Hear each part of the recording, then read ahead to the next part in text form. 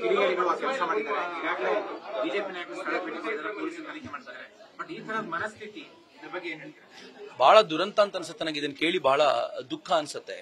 ಯಾರಿಗೂ ತೊಂದರೆ ಕೊಡದ ಒಂದು ಪ್ರಾಣಿಯನ್ನ ಇಷ್ಟು ಹೀನವಾಗಿ, ಇಷ್ಟು ಕೆಟ್ಟದಾಗಿ ಅದರ ಕೆಚ್ಚಲನ್ನ ಕತ್ತರಿಸಿದ್ದಾರೆ ಅಂತ ಕೇಳಿದಾಗ ಬಹಳ ಸಂಕಟ ಅನ್ಸುತ್ತೆ. ಯಾಕೆಂದ್ರೆ ಹಿಂದೂಗಳು ಗೋವನ್ನ ತಾಯಿ ಅಂತ ಪೂಜ್ಯ ಭಾವದಿಂದ ನೋಡ್ತಾರೆ. ಬರೀ ಹಿಂದೂಗಳಿಗೆ ಮಾತ್ರ ಅಲ್ಲ, ಎಲ್ಲರಿಗೂ ಕೂಡ ಹಾಲು ಅಂತಂದ ತಕ್ಷಣ ಅದು ತಾಯಿಯ ಹಾಲಿನ ನಂತರ ನೆನಪಾಗೋದು ಗೋವೆ. ಆದ್ರೆ ನನ್ಗನ್ಸುತ್ತೆ ಎಲ್ಲೋ ಒಂದು ಕಡೆ ಈ ನಾಡಿನಲ್ಲಿ ಹಿಂದೂ ಮುಸ್ಲಿಂ ದಂಗೆಯನ್ನ ಹುಟ್ಟಾಕುವಂತ ಪ್ರಯತ್ನವನ್ನ ಕೆಲವರು ಮಾಡ್ತಾ ಇದ್ದಾರೆ.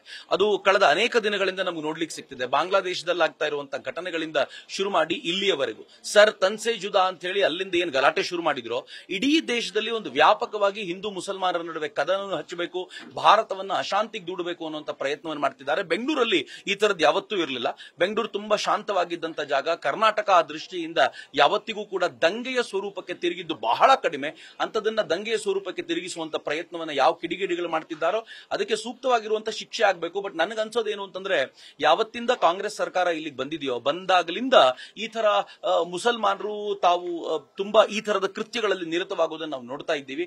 ನನಗನ್ಸುತ್ತೆ ಸರ್ಕಾರ ಇದರಲ್ಲಿ ಹಿಂದೂ ಮುಸ್ಲಿಂ ಅನ್ನೋದನ್ನೆಲ್ಲವನ್ನು ನೋಡದೆ ಕಠಿಣವಾಗಿರುವಂತಹ ಶಿಕ್ಷೆಯನ್ನ ಯಾರೇ ಮಾಡಿದ್ರು ಅವ್ರಿಗೆ ಕೊಡಬೇಕಾಗಿರೋದು ಅಗತ್ಯ ಅಂತ ನನಗನ್ಸುತ್ತೆ. ಇನ್ನೊಂದ್ ಕಡೆ ಬೆದರಿಕೆ ಪತ್ರ ಕೂಡ ಬರುತ್ತೆ, ಬಿಜೆಪಿ ನಾಯಕರಿಗೆ ತಲೆ ಕಡಿತೀವಿ ಅಥವಾ ಪಾದ ಕಡಿತೀವಿ. ಇದು ಬರೀ ಬೆದರಿಕೆ ಪತ್ರ ಅಂತಲ್ಲ. ಇತ್ತೀಚೆಗೆ ನೀವು ಜಾಗತಿಕ ಮಟ್ಟದಲ್ಲಿ ನೋಡಿದ್ರೆ, ನಾನು ಇತ್ತೀಚೆಗೆ ಒಂದು ನ್ಯೂಸ್ ನೋಡ್ತಾ ಇದ್ದೆ. ಅದರಲ್ಲಿ ವೆಬ್ಸೈಟ್ ಗಳನ್ನೇ ಮಾಡಿಟ್ಕೊಂಡಿದ್ದಾರೆ. ಯಾರ್ಯಾರನ್ನ ತಲೆ ಕಡಿಬೇಕು ಅಂತ ವೆಬ್ಸೈಟ್ ಮಾಡಿಟ್ಕೊಂಡಿದ್ದಾರೆ. ಅದರಲ್ಲಿ ಅನೇಕ ಬ್ಲಾಗರ್ಗಳ ವೆಬ್ಸೈಟ್ ಇದೆ, ಟ್ವೀಟ್ ಮಾಡುವಂತ ವೆಬ್ಸೈಟ್ ಇದೆ, ಕೆಲವು ಅವರ ಹೆಸರುಗಳಿವೆ. ಆನಂತರ ಕೆಲವು ಪ್ರಮುಖ ರಾಜಕೀಯ ನಾಯಕರುಗಳ ಹೆಸರುಗಳು, ಫೋಟೋಗಳು ಅದರಲ್ಲಿ ಹಾಕಿ ಇವರು ತಲೆ ಕಡಿಬೇಕು ಅಂತ ಒಂದು ಆಲೋಚನೆ ಏನ್ ಮಾಡ್ತಾ ಇದ್ದಾರೆ. ಅದ್ರ ಕುರಿತಂತೆ ಇತ್ತೀಚೆಗೆ ವ್ಯಾಪಕವಾಗಿ ಚರ್ಚೆ ಏನ್ ನಡೀತಾ ಇದೆ. ನನ್ಗನ್ಸುತ್ತೆ ಈ ತರದ ಮನಸ್ಥಿತಿ ಇದೆಯಲ್ಲ, ಅದು ಮುಸಲ್ಮಾನರಿಗೆ ಇತ್ತೀಚೆಗೆ ಜಾಸ್ತಿ ಆಗ್ತಿದೆ. ಅವರಿಗೆ ಇದು ಅಸ್ತಿತ್ವಕ್ಕೋಸ್ಕರ ಹೋರಾಟ ಅಂತ ಅನಿಸ್ತಿದೆ. ಅವ್ರು ಯಾವಾಗ ವಕ್ಫ್ ಬೋರ್ಡ್ ನ ತಗೊಂಡ್ ಬಂದ್ರು, ಆ ವಕ್ಫ್ ಬೋರ್ಡಿನ ಆಟ ನಡೀತಾ ಇಲ್ಲ, ಅದನ್ನೇ ಪೂರ್ತಿ ಮುಗಿಸುವಂತ ಆಲೋಚನೆಯನ್ನ ಕೇಂದ್ರ ಸರ್ಕಾರ ಮಾಡ್ತಿದೆ ಅಂತ ಅವ್ರಿಗೆ ಗೊತ್ತಾಯ್ತೋ, ಭೂಮಾಫಿಯಾದ ಈ ಕಲ್ಪನೆಯನ್ನ ತೆಗಿಬೇಕು ಅಂತ ಗೊತ್ತಾಯ್ತೋ, ಅವ್ರಿಗೆ ಬೇರೆ ದಾರಿ ಕಾಣ್ತಾ ಇಲ್ಲ. ಅವರು ಈ ತರದ್ರ ಮೂಲಕ ತಮ್ಮ ಅಸ್ತಿತ್ವವನ್ನ ಕಂಡುಕೊಳ್ಳೋ ಪ್ರಯತ್ನ ಮಾಡ್ತಿದ್ದಾರೆ. ಬಟ್ ನನಗೆ ಗೊತ್ತಿದೆ ಹಿಂದೂಗಳಿಗೆ ಇದಕ್ಕೆ ಹೇಗೆ ಪ್ರತಿಕ್ರಿಯೆ ಕೊಡಬೇಕು, ಇದನ್ನ ಎಷ್ಟು ಇಗ್ನೋರ್ ಮಾಡಬೇಕು, ಇದಕ್ಕೆ ಪ್ರತಿಕ್ರಿಯೆ ಎಷ್ಟು ಕೊಡಬೇಕು ಅಂತ ಗೊತ್ತಿರೋದ್ರಿಂದ ಇವರ ಆಟ ಈ ಬಾರಿ ನಡೆಯೋದಿಲ್ಲ ಅಂತ ನನಗನ್ಸುತ್ತೆ.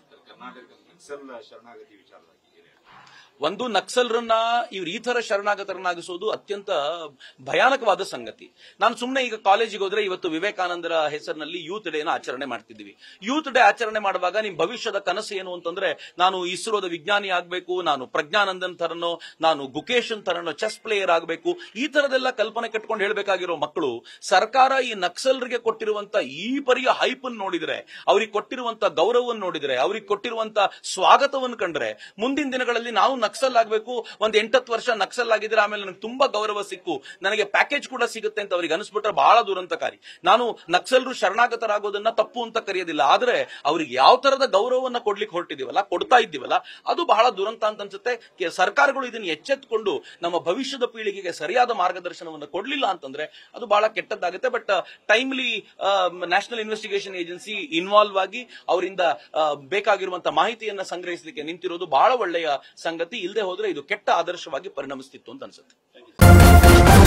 ನ್ಯೂಸ್ ಫಸ್ಟ್, ನಿರ್ಭೀತಿಯಿಂದ ನಿಮ್ಮ ಪರವಾಗಿ.